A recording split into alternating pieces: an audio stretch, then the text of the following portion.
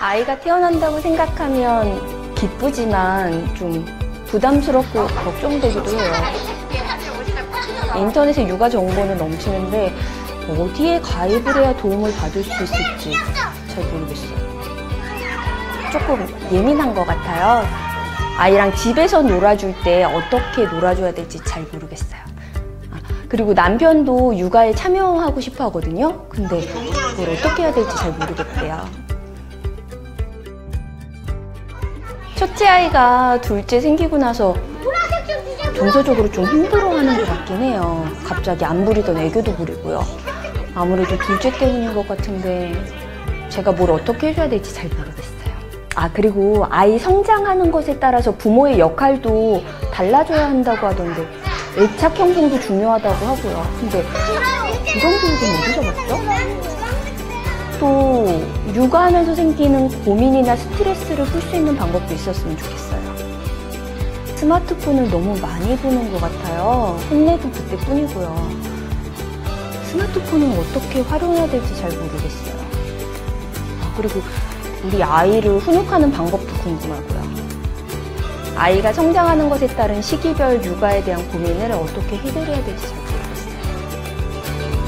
아이의 미래가 행복한 보육도시 이천이라면 아이 키우기 더 이상 어렵지 않습니다.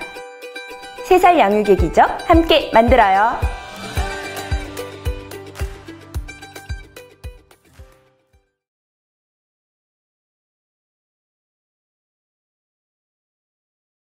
영유아 자녀를 키우고 계시는 이천 시민 여러분, 안녕하세요. 이천시장 엄태준입니다. 긴 코로나 상황 속에서도 우리 아이들을 올바르게 키우기 위해서 최선을 다해주고 계신 아버님, 어머님, 그리고 선생님, 얼마나 수고가 많으십니까? 우리나라는 지금 심각한 저출생의 위기를 맞이하고 있습니다. 우리 시에서는 지난 2018년부터 2020년까지 만 19세 이상 성인을 대상으로 결혼과 양육에 관한 인식조사를 실시한 바 있습니다. 그 결과 경제적 부담과 자녀 양육에 대한 고충이 자녀를 낳지 않으려는 가장 큰 이유로 조사되었습니다. 이를 보면서 이천 시민들이 출산과 양육에 대한 부담을 느끼고 있다는 것을 잘 알 수 있었습니다. 그래서 아이의 미래가 행복한 보육도시 이천이라는 비전 하에 3살 양육의 기적 사업을 시작하게 되었습니다.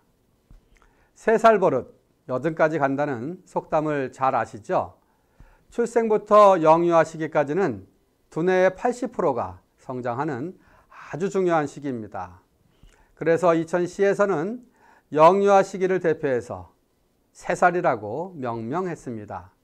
3살 양육의 기적 사업으로 자녀의 성장 발달 단계에 맞춰서 맞춤형 부모 교육과 부모 역량 강화 프로그램을 실시하고 있습니다. 그리고 부모님들을 대상으로 양육 스트레스 검사를 실시해서 심도 있는 전문 양육 상담을 제공하고 있습니다. 또한 행복한 가정 양육을 지원하기 위해서 놀이코칭 프로그램도 실시하고 있습니다. 앞으로도 이천시에서는 아동 친화 도시를 구축하고 우리 지역의 특성에 맞는 필요한 정책을 개발해서 아이의 미래가 행복한 보육도시를 구현하도록 최선을 다하겠습니다. 더불어서 이번에 이천시 부모님들의 육아의 고민을 한 번에 해결해드리는 대표 전화번호를 만들었습니다. 이천시 육아의 모든 것에 대해서 궁금하신 것이 있으시면 전화 주십시오.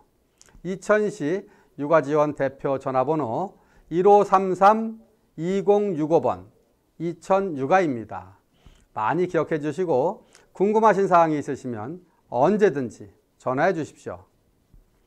오늘 노규식 박사님의 코로나 시대 슬기로운 부모 생활이라고 하는 주제의 특강은 미래 시대를 대비해서 어떠한 부모가 되어야 하는지, 우리 아이들이 어떻게 자라나야 하는지에 대해서 올바른 방향을 제시하는 좋은 교육의 기회가 될 것입니다. 오늘 특강에 참여해 주신 시민 여러분들 감사드립니다. 여러분들의 가정에 건강과 행복이 가득하시기를 기원드리겠습니다. 감사합니다.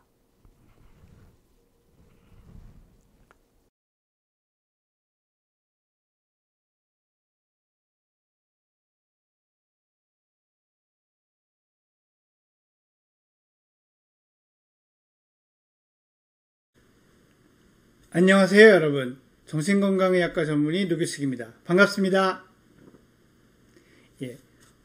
2000시에 육아종합지원센터의 초대로 여러분들을 만나게 됐습니다. 사실 2000시 육아종합지원센터에서 2019년도부터 저에게 이 강의를 사실 요청을 해주셨습니다. 어찌나 정성스럽게 요청을 해주셨는지 정말 그때를 생각하면 저는 지금도 황송하고 감동적인 그런 그 초대였는데요. 그래서 정말 찾아뵙고 싶었는데 이 코로나19 대유행이 우리나라뿐만 아니라 전 세계를 덮치면서 작년에 여러분을 찾아뵙지 못했고 혹시나 하는 마음에 올해로 기회를 이렇게 넘겼었는데 올해도 유감스럽게 이 아직 사회적 거리두기 단계가 높은 이런 여러 가지 현실적인 이유 때문에 여러분들을 이렇게 직접 만나 뵙지 못했습니다. 하지만 이렇게 유튜브 방송으로 여러분들을 뵙게 되고 또 여러분들이 올려주신 미리 보내주신 질문 같은 것들 같이 이렇게 나누면서 여러분과 소통할 수 있는 그런 간접적인 기회라도 갖게 된 것에 대해서 정말 기쁘게 생각을 합니다. 사실 육아라는 것이 정말 기쁘고 즐겁고 그런 일인데도 불구하고 우리가 육아, 특히 교육 이렇게 들어가면 너무너무 마음이 무겁고 부담스러운 것 같아요. 이것들을 좀 잘해야 될 텐데 내가 무언가를 몰라서 우리 아이를 잘 못 키우면 어떡하나 라는 걱정 때문에 출산마저 주저하게 되는 그런 현실이 또 있는 것 같습니다. 오늘 제가 여러분과 나누는 이 코로나 시대의 육아법 이런 것이 또 여러분께 힘과 용기를 줘서 또 출산율도 높일 수 있다면 정말 그것도 보람되고 뜻깊은 일이라고 생각을 합니다. 지금 보시는 이 장면은 제 클리닉 소개고요. 이거는 제가 하버드에 이렇게 연수 짧게 갔을 때 그때 사진이고요. 스탠포드에 갔었다 이런 제 소개를 좀 하고 있는 겁니다. 그러고 저는 중2병 안정정복 또 공부는 감정이다 이런 책을 통해서 아이들을 어떻게 하면 잘 공부시키고 그러면서도 부모와 자녀 사이에 감정은 또 다치지 않을 수 있는지 이런 것에 대해서 좀 여러분과 의견을 나눴었고요. 또 현대인들은 어떻게 공부해야 하는가, 또 집에서 아이를 키우는 부모님들을 위한 이야기, 아이는 엄마의 시간으로 성장한다와 같은 책도 냈습니다. 또 저도 드디어 이 유튜브의 세계에 발을 들였습니다.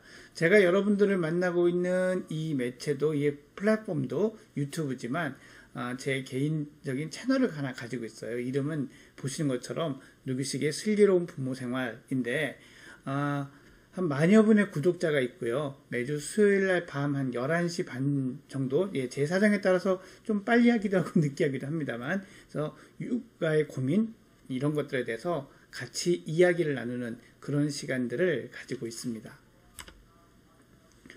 영재발굴단 많은 분들이 좋아해 주셨고 관심을 가져주신 그런 프로그램이었고 제 이야기에 귀를 기울여 주신 그런 계기도 됐죠. 또 올해 올림픽에서는 김재덕 선수가 이 영재발굴단 출연자인데 올림픽에서 금메달을 개인전과 단체대회에서 휩쓸면서 개인전은 아닌가요? 하여튼 올림픽 금메달리스트가 되면서 또 많은 관심을 받게 됐던 작품입니다. 포스트 코로나 시대의 슬기로운 부모 생활 어떻게 해야 되는가? 사실 코로나19 대유행이다, 위드 코로나다 라고 하지만 결국 이 코로나가 온 다음의 시대, 이 포스트 코로나 시대에 우리가 어떤 부모가 되어야 하는지 이것에 대해서 새로운 이 정립이 좀 필요합니다. 여러분들 뉴노멀이란 말도 많이 들어보셨죠? 이 뉴노멀 시기에 어떻게 아이들을 키울 것인가에 대해서 새로운 기준이 필요한 거죠. 자, 어느 집의 거실이라고 할 수 있습니다. 아주 모던하고 쾌적하고 또 아마 이 공간에서 가족들이 모여서 즐겁고 단란한 때를 지냈을 겁니다. 코로나19 이전의 세상에서 말이죠. 그런데 코로나19가 온 이후에 이곳은 아버지의 재택근무, 어머니의 재택근무 사무실이 되어야 하기도 했습니다. 또 가정은 아이들의 공부하는 공부방이 되어줘야 하기도 합니다. 또 어떤 때에는 아이들의 운동장이 되어줘야 하죠. 그러면서도 거실이 가지고 있던, 집이 가지고 있던 본연의 기능은 또 그대로 수행해야 됩니다. 오히려 인구 밀도가 매우 높아져서 복잡해지기까지 했습니다. 이제 집이 너무나 많은 것들을 해야 하는 그런 상황이 되어버린 거죠. 이 시기에서 아이들이 그래도 행복하게 부드럽게 잘 적응해주면 좋을 텐데 여러분들이 경험하셨듯이 이 시기의 아이들 정말 스트레스 많이 받고 지내기 힘들어 합니다. 하지만 제 이야기를 시작하기 전에 이 시기에 대해서 먼저 희망적인 말씀을 좀 드리고 싶은 것이 두 가지가 있습니다. 우리는 이 시기를 통해서 아이들에게 심심할 수 있는 기회를 줄 수 있습니다. 이 심심해할 수 있는 기회는 부모의 관점에서 보면 아이가 무엇에 흥미가 있고 재능이 있는지를 찾을 수 있는 아주 좋은 기회가 됩니다. 또 부모로서는 아이를 잘 관찰할 수 있는 기회가 되기도 합니다. 우리 아이가 무엇을 좋아해? 무엇을 잘해? 무엇은 좀 힘들어해? 이런 것들을 볼 수 있는 정말 좋은 기회가 되죠. 항상 위기는 위험한 기회라는 사실 잊지 말아야겠습니다. 코로나19 시대 분명히 지내기 어려운 시기입니다.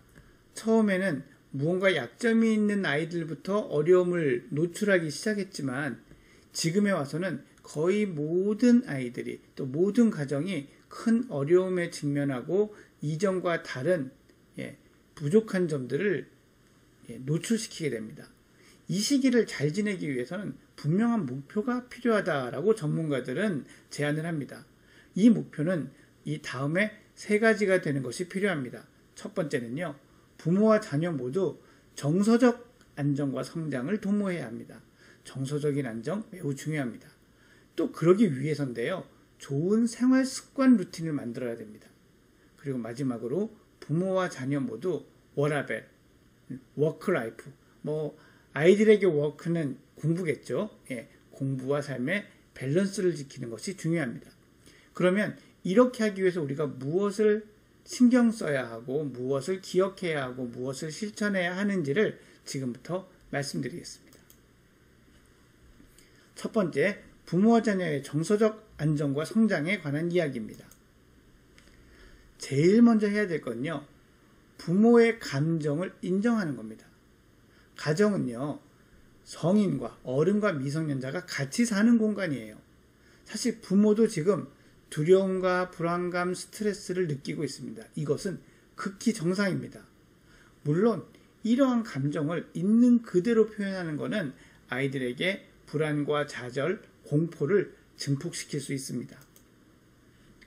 하지만 부모가 이런 감정이 있다는 걸 부인하게 되면 더 큰 문제가 생깁니다. 아이의 말을 잘 들어줄 수가 없고요. 아이의 힘든 것을 수용해 줄 수가 없고 본인의 스트레스를 잘 풀 수도 없습니다.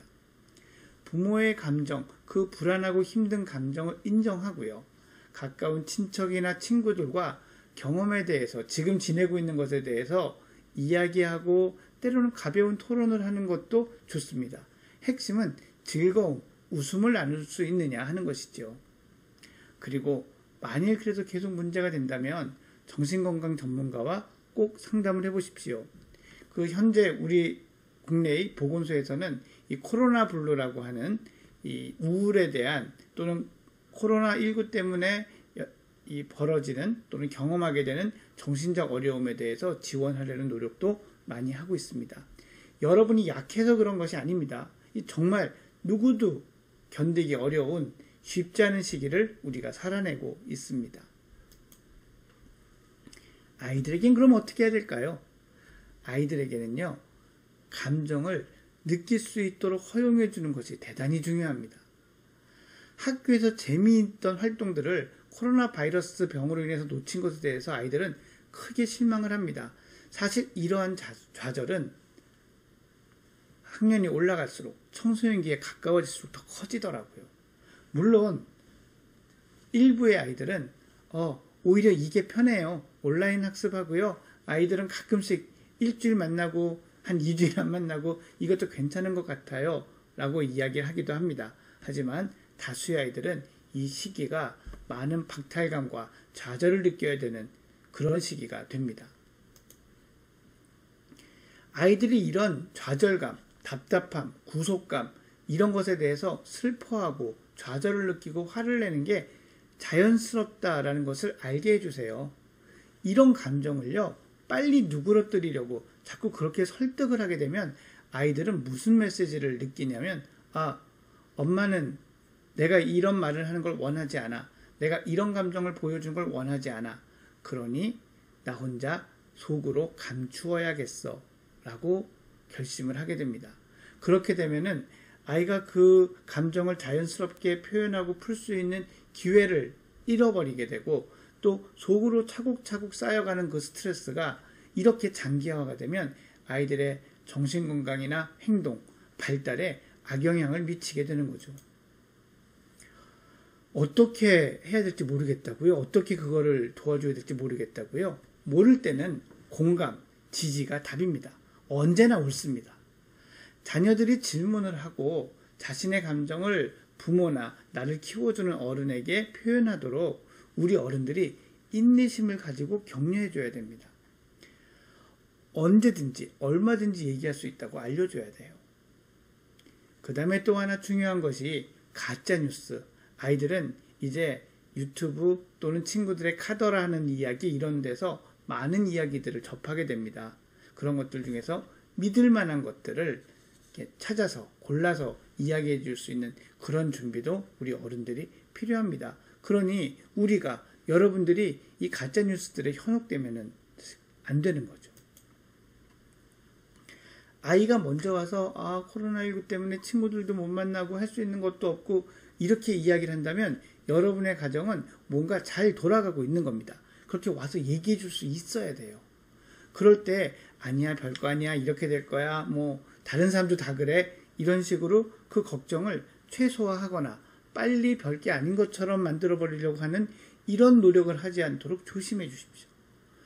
아이들이 그들의 감정을 인정하고 두려움을 느끼고 하는 것들이 당연하다는 생각을 하게 해줘야 됩니다. 그래서 이 이야기들을 끝까지 들어주고요. 또 하나 마지막으로 중요한 건 언제든 얘기해. 언제든 나한테 와서 얘기하면 들어줄게. 이렇게 할 수 있어야 합니다. 이것만으로 조금 충분치 않습니다. 또 무엇이 필요하냐면요. 이 시기에는 가족들과 함께하는 활동이 있는 게 정말 그 어느 시대보다 중요합니다. 너무 거창한 것일 필요 없어요. 저녁 식사를 가족끼리 팀을 나누어서 엄마 팀, 아빠 팀 이렇게 나누어서 같이 준비한다? 너무 좋습니다. 일주일에 한 2번 정도요. 저녁마다 가족이 모여서 보드게임을 한다? 이것도 아주 훌륭한 활동이 됩니다. 자, 기본적으로 어른, 부모, 양육자의 감정을 먼저 인지하고 좀 해소할 수 있는 방법을 찾고 아이들이 자신의 감정을 이야기할 수 있도록 도와주자. 이게 첫 번째로 우리가 기본적으로 해야 될 일입니다. 그러면 이제 조금 더 구체적인 방법들로 한번 들어가 보겠습니다.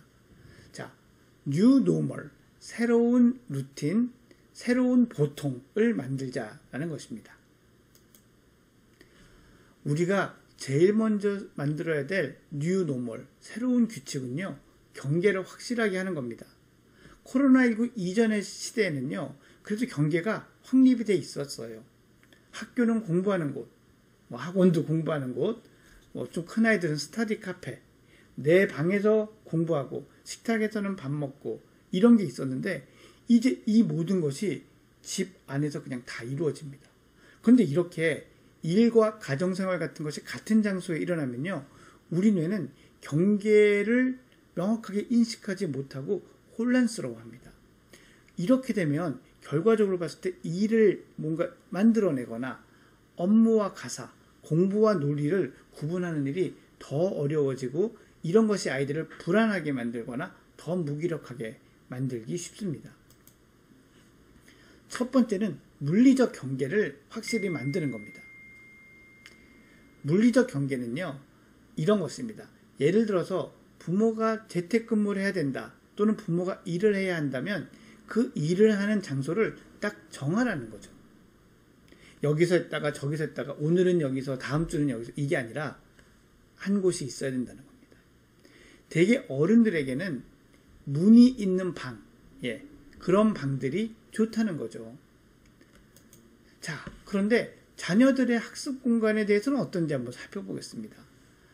아이들에게도 마찬가지로 공부하거나 숙제를 하기 위한 영역을 정해야 돼요.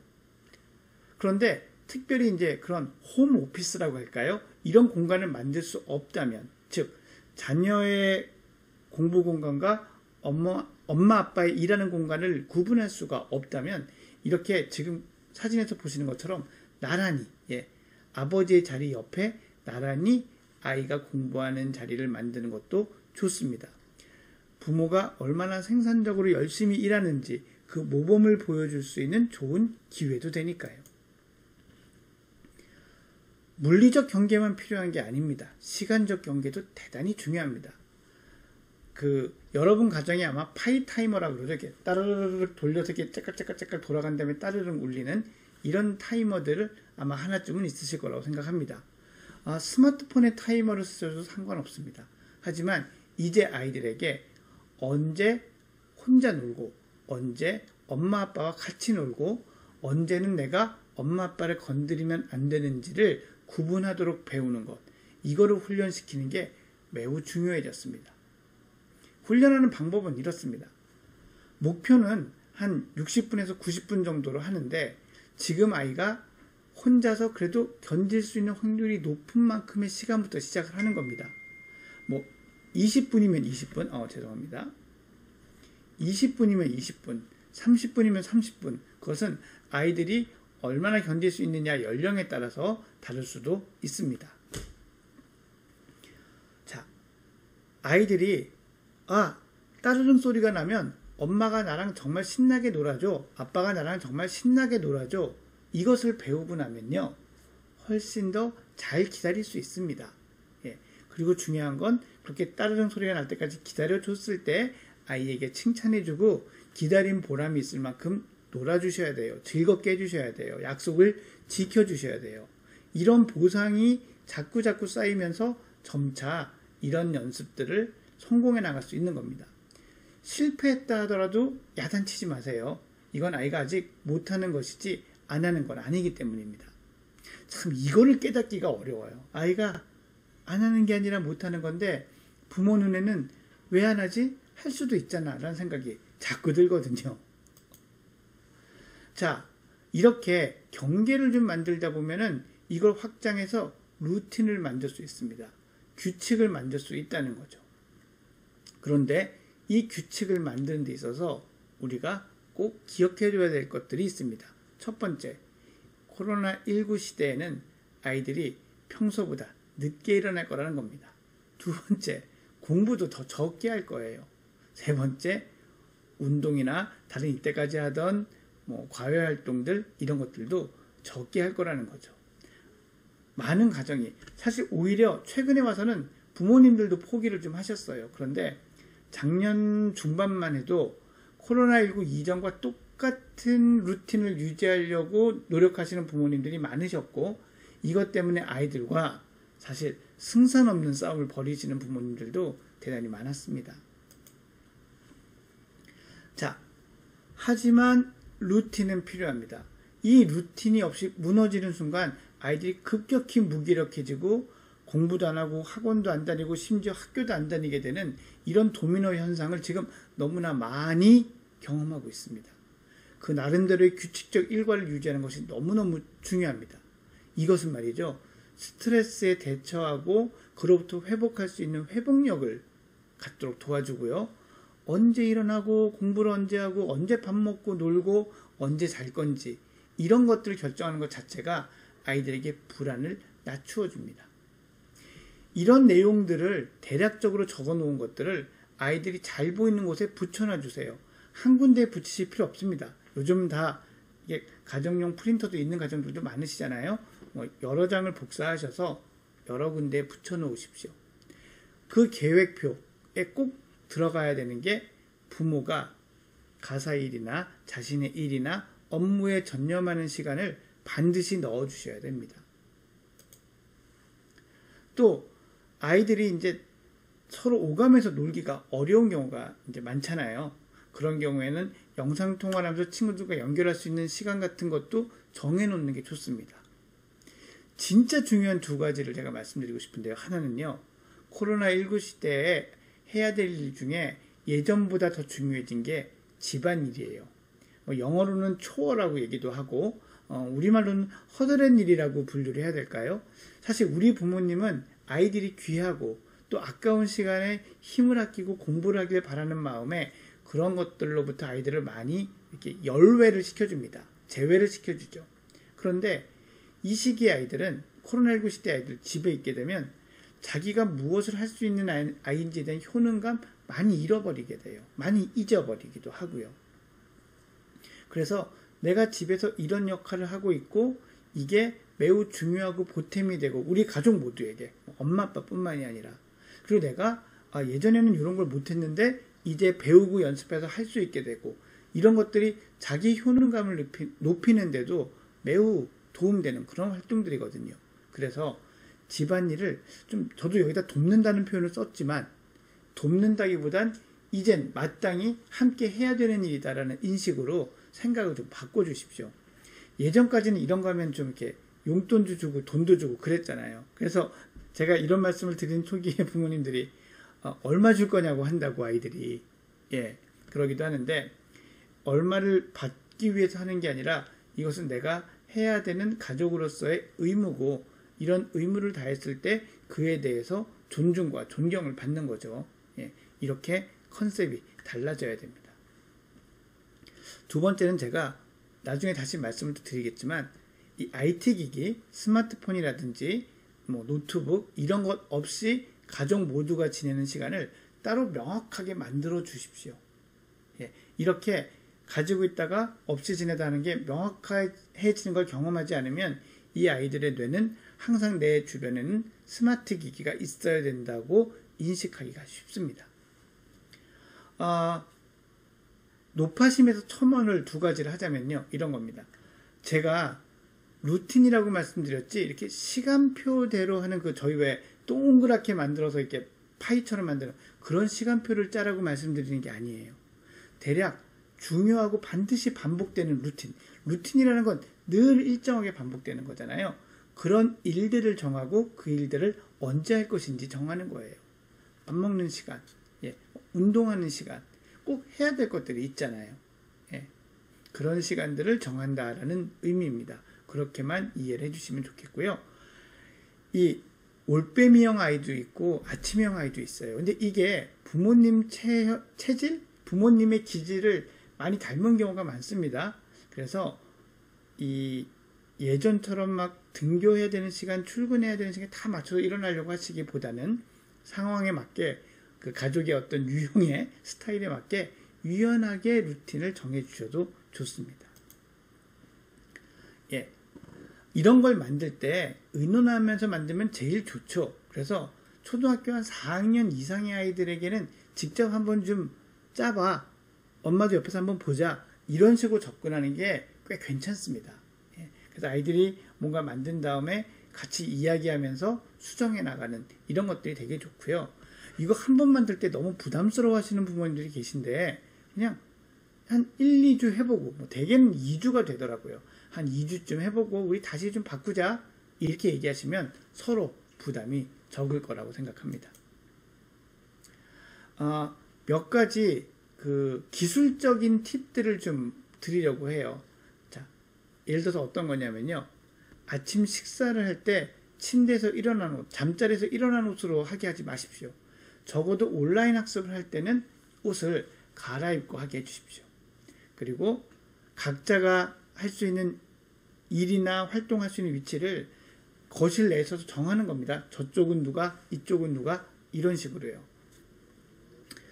학습, 운동, 휴식 시간을 쭉 이렇게 정해 주실 필요가 있고요. 오후 휴식 시간도 필요합니다. 그리고 가족과 함께 저녁 먹고 하루 일이나 내일 일을 의논하는 이런 시간도 꼭 있었으면 좋겠어요. 그리고 모든 사람이 가족 모두가 적절한 충분한 수면을 취하기 위한 공통의 시간 잘 마련하시기 바랍니다. 아까도 말씀드렸지만 가짜뉴스 정말 많이 돌고 있거든요. 이런 것들을 부모님이 잘 대화를 통해서 또 부모님들께 찾아보시면서 알려주시는 그런 노력이 필요합니다. 자, 이제 공부 얘기 좀 해볼까요? 자, 온라인이나 TV, 인터넷 같은 걸 통해서 연령에 맞는 이제 이 교육 이런 것들이 이제 이루어지고 있는데 이 온라인 학습 참 말도 많고 탈도 많습니다. 사실 이렇게 모니터 앞에 딱 강의 틀어놓고 옆으로 게임하고 웹툰 보고 이러는 초등학생 그 이상 정말 많죠. 자, 저는 이 시기에 독서를 정말 많이 권하고 싶습니다. 직접 체험하고 하는 것이 독서보다 사실 뇌는 더 자극이 되는 거는 맞는데 지금 그러기 어렵잖아요. 그래서 이 최근의 기술의 발전에도 불구하고 오히려 코로나19 시대에 독서는 두뇌에 자극을 가장 많이 주는 자극이 되었습니다. 그래서 좋은 책은 인성을 키우기도 하지만 두뇌도 자극하고요. 그러니까 책을 읽어주고 같이 읽는 시간을 마련하고 하는 거에 조금 더 힘을 써주셨으면 좋겠습니다. 좋은 책 목록은 인터넷에도 많죠. 하지만 우리 모두가 알고 있는 고전들, 클래식들, 세계 명작, 한국 명작, 아이들에게 정말 좋은 면들이 많은 그런 책입니다. 자, 학습의 루틴을 만드는데 첫 번째 컨셉은 뭐냐면요. 일상적인 활동, 이것을 학습의 기회로 삼도록 자꾸 노력해 주셔야 돼요. 대표적인 게 요리하거나 장을 볼 때 좀 인터넷으로도 많이 사시잖아요. 그럴 때 개수를 세거나 금액을 계산하거나 아니면은 어떤 요리를 하기 위해서 어떤 재료가 필요하고 이 재료가 어떤 순서로 요리가 되고 왜 그러는지에 대한 그런 대화들도 얼마든지 지적인 두뇌가 발달하는 자극이 될 수 있습니다.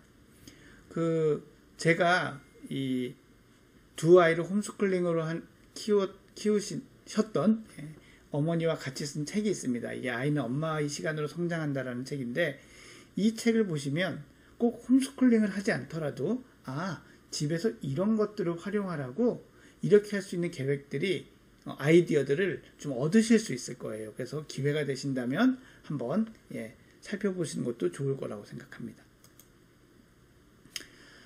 아이들이 이제 온라인 유치원, 온라인 초등학교, 온라인 중학교 있을 때 보면 안절부절 못하고 동요하는 것 같으면 이 속도를 좀 천천히 반복해서 듣거나 이렇게 할 수 있도록 해주시고요. 오래 집중 못하면 짧게 끊어갈 수 있으면 좋습니다. 물론 생방송 수업은 좀 어렵겠죠. 근데 생방송 수업은 그래도 선생님이 훨씬 더 아이들의 주의를 끌 수 있어서 좀 수월하기는 할 겁니다. 그리고 아이들이 이렇게 인터넷 프로그램이나 강의나 이런 걸 도저히 보지 못한다면 아직은 때가 아닐 수도 있거든요. 그래서 그런 때는 그런 수업보다는 집안일을 같이 함께하고 대근육과 소근육을 많이 움직이는 것에 시간을 많이 투자하는 게 좀 더 적절한 수업, 적절한 두뇌 발달 활동이 될 수 있습니다. 자, 이제 정말 또 고민스러운 것 한 가지를 말씀을 드리려고 해요. 스마트 스크린. 이 스마트 스크린이란 말이 뭐냐면요. 스마트 기기나 스크린을 모두 합쳐서 하는 말이에요. 요즘은 TV도 인터넷만 연결하면 유튜브 나오고 각종 앱이 실행되는 게 많죠. 그리고 스마트 기기는 두말할 것도 없고요. 그래서 이걸 한데 항상 묶어서 생각을 하셔야 됩니다. 자, 코로나19가 있기 이전에도 골치 아팠던 이 스마트 스크린 사용 규칙. 코로나 시대는요, 일단 분명한 건 평소보다 더 많이 쓸 수밖에 없어요. 그래서 이런 것들에 대해서 죄책감을 느끼시지는 않아야 합니다. 그러면서도 적절한 선을 지켜야 되겠죠. 자, 그러면 어떤 게 그 적절한 선이고 어디까지 우리가 좀 더 유연하게 생각해야 되는지에 대해서 말씀을 좀 드리겠습니다. 자, 스마트 스크린은 코로나19 시대 이전보단 좀 유연하게, 즉 부모의 일이나 작업을 마치는 동안 자녀가 애니메이션, 유튜브 영상, 비디오 게임 허용할 수 있다는 겁니다. 예전에는 전문가들이 이런 거 정말 많이 반대했어요. 지금 부모님께서는 이거 원래 하던 건데 이렇게 생각하실 수도 있겠지만, 원래 아이들이 이 시기에 스스로 뭔가 혼자 하는 것, 혼자 상상력을 발휘해보고 뭔가 놀이를 만들어보고 하는 쪽으로 유도하는 것이 더 바람직하다 했는데, 이제 보여줄 수 있다고 가이드라인이 바뀝니다. 왜냐하면 아이들이 너무 많은 시간 집에 있어야 해서 그래요. 바깥에서 뭘 하다가 들어온 그 짧은 시간에 이 스마트 스크린을 보려는 게 아니잖아요. 그리고 이것이 이렇게 게임을 하거나 애니메이션이나 영상을 보는 용도로만 쓰이는 게 아니라 화상회의를 할 수 있고, 또 게임도 멀티플레이어 게임들이 있잖아요. 이런 것들은 아이들의 단절을 그래도 보완해 줄 수 있는 그런 보완제 역할을 한다고 합니다. 그래서 이런 것들을 좀 할 수 있도록 도와주는 것, 이런 건 이 시대의 슬기로운 스마트 기기 사용법이라고 할 수 있습니다. 우리 부모님들은 항상 몇 시간 쓰게 해야 돼요? 몇 시간 갖고 놀면 돼요? 에 관심이 많으세요. 그런데 더 중요한 건요, 어디서예요. 어디서. 부모들이 자녀들이 어떤 콘텐츠를 보는지, 또 어떤 걸 다운로드하거나 업로드를 하거나 문자를 보내는지를 모니터를 쉽게 할 수 있어야 돼요. 적어도 아이들이 모니터가 쉽게 될 수 있다고 느껴야 합니다. 그래서 가정 내 공용 공간에서 컴퓨터나 태블릿을 써야 돼요. 자, 공부도 아버지가 하는 옆자리, 컴퓨터도 거실과 같은 공용 공간인 거죠. 그래서 결론적으로 생각해 보면 코로나19 시대에 재택근무, 온라인 학습이 많아지는 이런 상황에서 아이들이 주로 공부하거나 있어야 될 공간은 예쁘게 꾸며놓은 자기 방이 아니라 거실이고 가족과 함께해요. 혼자 무언가를 하고 놀고 싶거나 이럴 때 들어가는 거죠. 단 스마트 기기는 갖고 들어가지 않는 규칙이 필요한 겁니다.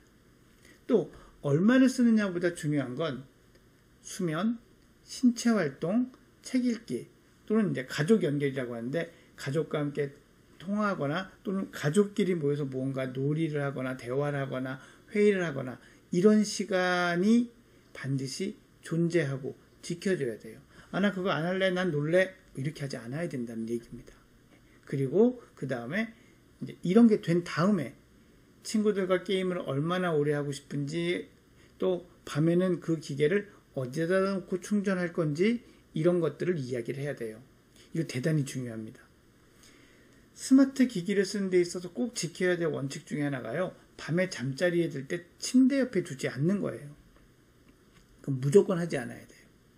이걸 하게 되면 카톡 이렇게 이 알람 소리, 이 띵띵 울리는 이 알람 소리 때문에 아이들은 계속 잠을 깨게 됩니다. 무시하고 잘 수가 없어요.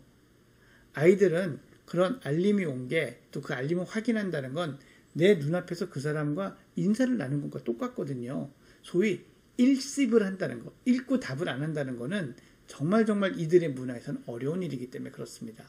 그래서 밤에 가족 모두가 허브를 만들어서 큰 멀티탭 같은 거 좀 장만하셔가지고 엄마 거, 아빠 거, 아이 거 모두 다 한 곳에 밤새 충전하는 이런 루틴을 반드시 만들어 주시기를 바랍니다. SNS 같은 것도 좋은 데 사용할 수 있습니다. 누구를 도와주자, 기부하자 이런 데 쓸 수도 있고, 또 좋은 정보를 올리는 데 쓸 수도 있고요.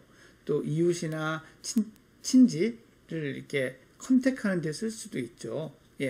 이렇게 막 재밌는 걸 보고 신기한 걸 보고 웃기는 걸 본 것만을 위해서 SNS를 쓰는 게 아니라 정말 좋은 용도에도 쓸 수 있다는 것들을 아이들이 경험한다면 훨씬 이런 것들을 잘 쓰는 아이로 성장할 수 있습니다. 아직까지도 이것들을 어떻게 다루어야 되고 부모들이 어떤 사이트를 보면 도움이 되고 하는 것들을 확립해서 정리하지 못하고 있어요. 왜냐하면 계속 상황은 변하고 있고 이런 이 자료들이 한 곳에 모이는 데까지는 시간이 좀 걸리기 때문이죠. 그래서 부모님들끼리 좀 보신 좋은 사이트가 있으면 공유 많이 해주시기 바랍니다. 그리고 형이나 언니가 동생의 미디어를 사용하도록 이렇게 관리를 하게 해주면, 함께 쓰게 해주면 의외로 이 형 언니들이 의젓함을 보이는 경우가 더 많아요. 그래서 이것도 한번 활용해 보시기 바랍니다. 온 가족이 함께 영화를 보는 것도 대단히 좋은 활동이고요. 아까 제가 재택근무할 때 옆에 이렇게 두라고 제안을 해드렸는데, 이게 이제 직장에 아이를 데리고 가는 거랑 똑같은 효과가 있다고 합니다. 그래서 아이가 엄마 아빠가 이렇게 열심히 일하는구나, 또 일하는 모습이 되게 멋진데, 이런 걸 보여줄 수 있는 절호의 기회예요. 옆에 앉혀놓고 너 허리 펴고 앉아라, 연필 똑바로 잡아라, 책 그게 뭐니, 이렇게 잔소리하지 마십시오. 그냥 앉혀놓고 아이가 어떻게 하는가를 슬쩍슬쩍 보면서 여러분의 일에 집중하시는 게 아이들에게 가장 좋은 교육이 될 수 있습니다. 이거는 코로나19 시대의 얘기는 아니고 그 전부터 원칙적으로 지켜져 왔던 건데, 간단하게 제가 소개를 한번 드리고 넘어가겠습니다. 스마트 기기 사용하는 거, SNS 사용하는 거 아이들의 권리가 아니에요. 이거는 좋은 세상, 좋은 부모 만나서 누리는 권익입니다. 그러니 잘 쓰면 얻을 수 있지만 못 쓰면 금지될 수 있는 겁니다. 그리고 이런 것들을 규칙을 정할 때 매일 조금씩 쓰는 것보다 주말에 좀 많이 하고 평일에 안 하는 날이 있는 게 훨씬 좋습니다. 그리고 하루에 이 스마트 스크린을 사용하지 않고 밖에 또는 밖에서 공부하면 방 안에 두는 시간, 한 어린 친구들은 1시간, 초등학교 고학년 이상은 90분 정도는 만들어 주시기를 권합니다. 그리고 이게 정말 중요한데요. 기기 자체, SNS나 게임의 아이디 패스워드, 부모와 반드시 공유가 돼야 돼요. 나는 우리의 일기장 보면서 키우고 싶지 않아요, 이렇게 생각하시는 분들도 계시는데, SNS는 일기장이 아닙니다. 개인적 공간이 아니에요. 친구의 친구가, 내가 얘랑 친구면 내가 얘를 초대해서 이 컨텐츠들을 보게 할 수 있습니다. 이거는 사실상 반공개적인 공간이라는 거 꼭 알아주시고요. 이렇게 아이디 패스워드를 알고 나서 아이들을 감시하거나 통제하려고 하면 아이들이 부계정을 만들거나 공기계를 만들어요. 우리가 그 기술의 발달을 다 쫓아가기가 어렵습니다. 그래서 그렇게 이 패스워드와 아이디를 아는 이유는 아이가 그런 가상 공간에서 왕따를 당하거나 폭력을 당하거나 또는 자기도 모르게 폭력적인 성적인 행동을 하는지 안 하는지를 확인하고 지켜주기 위해서가 제일 큰 목적이에요. 그래서 아이에게 이런 SNS나 이런 사이버 스페이스에서 어떻게 행동해야 되느냐, 이런 규칙을 가르칠 때 딱 한 가지만 기억하십시오. 얼굴 직접 보고, 얼굴 보고 할 수 있는 말만 SNS로 해야 된다라고 그렇게 알려주셔야 됩니다. 사실 이게 좀 다른 의미로 되게 중요해지는 게, 요즘 어린 친구들, 젊은 친구들 점점 대면하기 싫어해요. 만나서 막 얘기하는 거 너무 싫어하고요. 전화도 싫어하고 오히려 불편한 얘기일수록 문자로, 카톡으로 하려고 하더라고요. 그래서 이런 이제 세태의 변화도 있고 그게 참 좀 약간은 우려스러운 면도 있는데, 여기서 제가 말씀드린 얼굴 보고 할 수 있는 말이라는 건 누구를 비방하거나 나쁜 말을 쓰거나 하는 것들을 말하는 겁니다. 자, 이제 마지막입니다. 부모와 아이의 워라밸을 지키자. 긴 얘기는 아니고 짧게 제가 말씀을 드리려고 하는데요. 자, 재택근무를 하시는 부모님들은 직장 상사와 소통을 자주 하십시오. 동료와도 소통하십시오. 무엇을 지금 우리 집이 얼마나 전쟁터인지를요.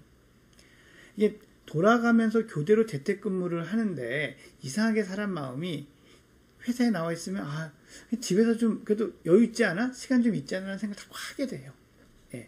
그래서 내가 지금 어떤 상황인지 자꾸 알려주셔야 됩니다. 그리고 관심 가지고 또 회사에 나와 계신 분들은 들어주셔야 되고요. 육아에 있어서 독박육아, 어머님들이 많이 하시는 표현입니다. 근데 예전에는 그냥 독박육아가 좀 선택인 면이 있었는데 이젠 선택 아닙니다. 절대 해서는 안 되는 겁니다. 교대 육아가 필수입니다. 교대 육아라는 게 5대5를 이야기하는 게 아니에요. 정말 주 양육자가 한 한두 시간이라도 좀 다 잊어버리고 온전히 자신의 시간을 가질 수만 있어도 최소한이 됩니다. 하지만 두 배우자 중에, 두 부모 중에 한 분이 일을 계속 하셔야 되고 하면 이게 어려울 수도 있죠. 그래서 저는 좀 품앗이 문화가 생겼으면 좋겠고 필요하다고 생각을 합니다. 품앗이는 좀 이렇게 서로 시간 있을 때 좀 이렇게 도와가면서 해주는 거잖아요. 그래서 하루에 한두 시간만이라도 아이를 봐주는 뭐 지역사회 봉사활동이 있어도 전 좋다고 생각을 하고요. 또 이 친한 분들끼리는 TV나 화상 이런 거 좀 틀어놓고요. 아이들을 서로 이렇게 같이 봐주면서 그때 엄마는 잠시 다른 일을 좀 할 수도 있고, 물론 집 밖을 나가는 건 어렵죠. 그런 식으로라도 이 교대 육아를 다양한 방법으로 시도하는 것, 이것이 정말 중요하다고 생각합니다. 그러면 이런 식으로 짬을 얻은 양육자는 무엇을 해야 하는가? 혼자만의 시간을 가지십시오. 사치 아닙니다. 필수입니다. 번아웃을 막기 위해선 이게 반드시 필요합니다. 산책할 수 있으면 제일 좋죠. 정말 좋습니다. 꼭 운동 아니어도요. 이렇게 지금 제가 이 사진 이제 가져왔는데, 멋진 공원에 앉아서 노트북 켜고 일하지 마세요. 산책하고 명상하고 자연을 느끼시고 하셔야 합니다. 이런 상황이 안 되면 샤워라도 좀 하세요. 샤워, 이 청소년 아이들이 하듯이 노래도 부르면서 오래오래 하십시오. 또 한 가지 방법은 자동차 안도 좋습니다. 거기에 좋아하시는 음악 틀어놓고 충분한 시간 좀 있다가 올라가시는 것, 이런 식으로라도 혼자만의 시간을 갖는 것, 그게 내 번아웃을 막고 이 용광로처럼 뜨거워진 우리 집에 새로운 노멀을 만들고 지키는 데 있어서 원동력이 된다는 사실, 이게 선택이 아니고 필수에 가깝다는 사실도 꼭 기억해 주시기 바랍니다. 제가 준비한 이야기는 여기까지입니다. 아마 이제는 많이 다른 곳에서도 들어봐서 알고 계신 얘기일 수도 있고, 또 어떻게 생각하면 좀 비현실적이지 않나? 라고 느끼셨을 수도 있어요. 하지만 우리가 생각을 유연하게 바꾸어야 돼요. 이전의 패러다임을 가지고 지금 시대를 똑같이 적용하려고 하면, 그렇게 될 수만 있다면 안전하게 느껴지고 편안한 방법이겠지만 세상이 변했습니다. 우리가 유연하게 그것에 대처해야 여러분과 여러분의 가정, 여러분의 아이를 지킬 수 있다는 거 다시 한번 꼭 기억해 주시기 바랍니다. 자, 지금부터는요, 여러분들이 저에게 보내주신 질문 중에서 좀 많이 겹치고 또 우리가 생각해 볼 만한 그런 질문들을 좀 몇 가지를 한번 같이 살펴보겠습니다. 5살 남자아이를 키우고 있습니다. 아마 만으로는 4살이겠죠. 동생과 싸움 중에서 동생을 때리거나 밀치거나 과한 장난을 칠 때 하지 말라고 하고 그만하자라고 하면서 훈육을 이제 말로 하는데, 오히려 더 크게 장난치면서 막 놀리는 듯한 행동을 하는데 어떻게 반응해야 될지 모르겠습니다 하셨습니다. 일단 여러분도 느끼시겠지만 아이가 엄마를 만만하게 보는 거죠. 이렇게 해도 뭐 엄마가 나를 말리지 못할 거고 말리지 않을 거고, 오히려는 엄마의 이런 반응이 재미있어, 이런 생각을 하고 있을 가능성이 꽤 농후합니다. 자, 왜 이런 일이 생기냐면요, 물론 아이의 어떤 충동성이나 활동성에도 이 영향을 받지만, 중요한 건요, 제가 보기에 중요한 포인트, 점검해야 될 포인트는요, 엄마가 너무 말을 구구절절 많이 해도 이런 일이 생길 수 있습니다. 아까 이제 하지 말라고, 그만하자 라면서 말로 혼낸다고 하셨는데, 이 혼내는 게 아니라 사정이거나 또는 막 그 신경질이거나 한 경우가 많아요. 자, 이렇게 훈육을 할 땐요, 여러분들 말수가 적어야 됩니다. 자, 말수가 적게 하기 위해서는 몇 가지가 필요한데요. 첫 번째는 이런 규칙들이 정해져 있어야 돼요. 모든 것에 적용할 수 있는 두꺼운 법전이 필요한 건 아니지만, 동생을 때린다 라고 했을 때는 어떠한 상황이 벌어진다는 걸 미리 알려주어야 됩니다. 동생을 때리는 거는 바로 금지시키고 막아야 될 행동이에요. 그래서 보통은 뭐 때리는 건 아니고 뭐 소리를 지른다거나 장난감을 막 뺏는다거나 이럴 때는 우리가 숫자를 셀 수 있죠. 하나, 둘, 셋. 이렇게 해도 되지 않았을 땐, 물론 실제 셀 땐 지금보다 조금 더 천천히 세주세요. 예. 그런 다음에는 이 아이를 생각하는 의자나 생각하는 방으로 옮겨가게 해야 됩니다. 때리는 것은 제 생각으로는 하나, 둘, 셋 할 여유가 없어요. 바로 중지시키고 그 방으로 보내야 됩니다. 이 과정에서 얘가 이래서 그랬네, 어째서 그랬네, 엄마는 이런 거에 대해서 구구절절 설명하시면 안 돼요. 그거는 아이가 엄마를 약하게 보게 만드는 아주 쉬운 함정입니다. 그렇다고 화를 내는 것도 좋지 않습니다. 왜냐하면 화를 내게 되면 이 일이 엄마가 화가 나서 하는 일이라고 생각을 하거든요. 그래서 화내시지도 말고 구구절절 설명하시지도 말고 아무 말 없이 아이를 지정해둔 장소로 가게 하는 겁니다. 물론 거기에서도 순순히 안 앉아 있을 수도 있습니다만 절대로 말을 하거나 상호작용하지 마세요. 예.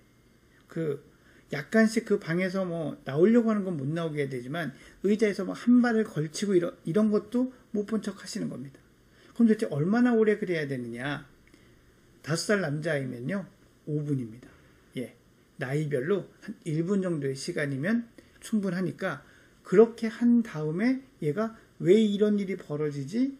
라고 생각할 시간을 갖게 하고 그러고 나서 다시 규칙을 생각하고 어떻게 행동할지를 결정하게 하는 것. 이게 이런 훈육 방식의 가장 기본적인 접근이라는 거 말씀드리고 싶습니다. 음악 소리에 민감한 거부 반응. 이게 이제 이런 것들이 요즘 이제 청각 과민증 이런 용어로도 많이 이렇게 좀 회자가 되는 것 같은데 이게 이제 전형적으로 극심한 얘가 자폐 성향이 있거나 그러면 이제 이런 문제가 있다 해서 많이 걱정을 하시죠. 근데 이 경우에 이제 그런 것은 아닐 거다라고 생각하고 보는 건데요. 음악 소리에 민감한 아이, 전반적으로 소리에 민감한지 아닌지 봐야 돼요.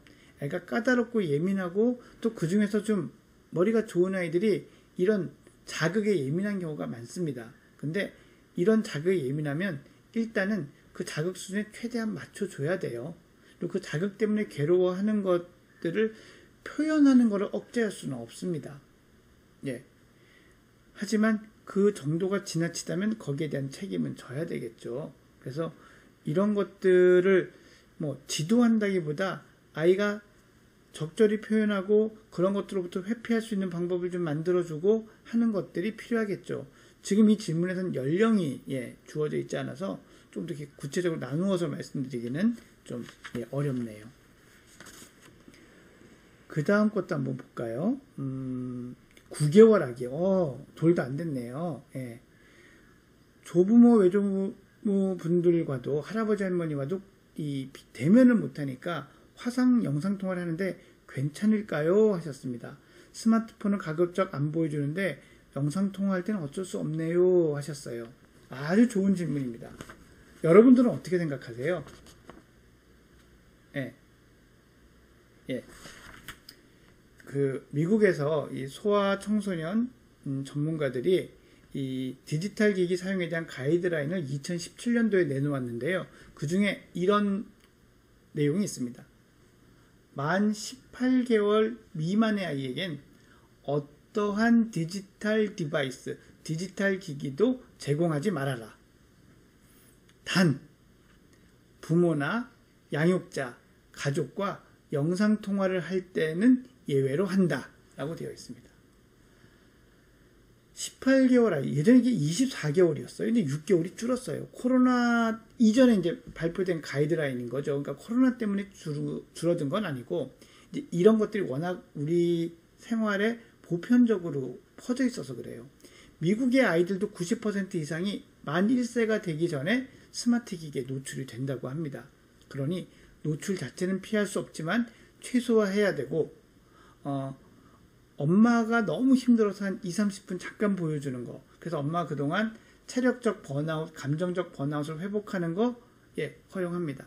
그리고 그 다음으로는 이렇게 영상통화를 해서 양육자나 가족과 이 소통하는 것에는 예외를 두고 있으니까 걱정하지 마시고 많이 활용해 주시기 바랍니다. 자, 그 다음 것도 볼까요? 19개월을 앞두고 있는 남자아이를 키우는 어머님인데요. 유순했던 아기가 요즘은 자기 뜻대로 안 되면 소리를 지르고 밥도 안 먹고 블럭을 쌓다가도 안 되면 집어 던진다 라고 하는데요. 원하는 대로 되면 많이 좋아한다고 하네요. 성품이 이대로 될까 걱정됩니다 하셨는데요. 앞으로 한 반년은 조금 더 기다려 주셔야 될 것 같아요. 왜냐하면 아이들을 생후 24개월까지는 훈육하기가 어렵습니다. 뭔가를 학습을 하고 이벤트를 겪어도 기억해서 다음에 활용하기가 어려워요. 그러니 이때는 다치지 않게, 그리고 자기도 다치지 않지만 남도 다쳐야 되지 않겠죠. 안아야 되겠죠. 그리고 너무 흥분할 땐 흥분을 가라앉히도록 이렇게 좀 잡아서 안정을 시켜주는 이런 것이 목표가 돼야 되고요. 한 24개월 두 돌 지난 다음부터 아까 제가 말씀드린 숫자를 세는 방법이라든지 이런 식으로 훈육을 하는 것을 이제 시도해 볼 수 있겠습니다. 아이에 따라서 24개월 생일 딱 지나고 그 다음날부터 할 수 있다 이런 건 아닙니다. 그래서 저는 보통은 기저귀를 이제 수월하게 때는 대소변을 조절할 수 있게 된 다음부터가 적기라고 생각하는데 꼭 그 다음에 해야 된다 그런 뜻은 아닙니다. 대개의 시기가 같이 갈 수도 있다라는 뜻에서 말씀을 드렸고요. 자, 그 다음 질문도 한번 보죠. 21개월 첫 아기를 키우고 있는 어머님, 모든 게 이제 새롭죠. 모든 게 숙제고 코로나 때문에 전업주부로 이제 하고 계시는데 가정보육을 쭉 하고 있다고 하셨습니다. 그런데 낯선 장소 사람 많이 가려서 고민이라고 하십니다. 집에서는 율동도 잘하고 잘 놀고 다 활발한데 키즈 카페나 놀이터 같은 곳에 가면은 멀찍이서 바라본다 라고 하셨는데요. 이런 걸 저희가 이제 기질이라고 하죠. 금방금방 접근하는 아이가 있고 이 적응 오래 걸리는 아이가 있습니다. 그런데 실제로 정말 그걸 어려워하는 아이는 되게 소수예요. 보통의 아이들은 이렇게 보다가 내가 계산이 서면 견적 나오네. 그럼 그때부터 가서 놀 수 있습니다. 그 아이의 시간을 기다려 주셔야 돼요. 이걸 단축시키려고 부모님이 자꾸 아이를 푸시하면 점점 더 아이는 불안해집니다. 여기서 왜 자꾸 이렇게 가라 그러지? 어떻게 이렇게 마음이 불안해지면 더 상황을 보기가 어렵거든요. 그래서 충분히 시간을 주어 보고 그리고 나서 가서 적응을 한다면 이 아이에게 시간이 필요한 거고요. 이 시간은 그런 키즈 카페라든지 놀이터에 가서 적응해서 잘 놀았던 경험이 쌓이면 쌓일수록 익숙한 환경에선 점점 줄어듭니다. 하지만 이 아이가 또 처음 보는 낯선 곳에 가면 또 이럴 수 있어요. 그래서 이런 기질의 아이를 키우시는 부모님들은 여기에 맞추어 기다려 주셔야 합니다. 이걸 바꾸려고 하는 것이 사실 잘못된 선택이고 잘못된 접근입니다. 자, 마지막으로 한 질문만 더 보죠. 집에서 혼자 주도적으로 잘 노는 아이가 있는데 어린이집에 가면 친구들을 너무 좋아해서 친구들이 하는 행동만 따라하고 같은 장난감 가지고 놀고 말도 행동도 따라한다라고 하셨는데 큰 문제가 되나요? 하셨습니다. 이제 어린이집이라고 하셨으니까 만으로 3, 4, 5세 사이일 거라고 생각하는데요. 이때는 아이가 다른 사람의 행동을 보고 모방하고 따라하는 이것도 일종의 두뇌 발달 행동일 수 있어요. 그리고 이 아이는 그런 식으로 사회적 행동이나 이런 것들을 모방하고 익히고 또 이제 시간이 지나면 자기 거로 만들 거거든요. 그래서 이것이 큰 문제가 될 가능성은 매우 적다. 이렇게 볼 수 있습니다. 너무 걱정하지 않으셔도 될 것 같습니다. 처음에도 말씀드렸지만 저는 현장에서 이렇게 질의응답을 하는 그런 시간들을 정말 좋아합니다. 그래서 오늘도 제 강의 후반부에 여러분들이 이렇게 주신 질문 몇 가지를 같이 이렇게 나누어 봤는데 이런 것에 대한 여러분의 반응이나 댓글 또 같이 이렇게 나누고 싶은 그런 마음도 있고요. 정말 하루빨리 현장에서 여러분들을 볼 수 있는 그런 날이 왔으면 좋겠습니다. 또 혹시 기회가 된다면 다음번에는 유튜브 아닌 다른 플랫폼으로도 저희가 이렇게 이 실시간으로 얼굴 보면서 질의응답하고 할 수 있는 그런 플랫폼들도 또 있을 수 있으니까요. 그런 기회에 또 한번 여러분들을 찾아뵙고 시간을 함께 나눌 수 있었으면 좋겠습니다. 예, 오늘 이 시간 저와 함께 해주셔서 대단히 감사하고요. 또 이런 소중한 기회를 주신 이천시의 육아종합지원센터에 대해서에게도 다시 한번 깊은 감사의 말씀을 드립니다. 여러분, 다음에 또 찾아뵙겠습니다. 안녕히 계세요.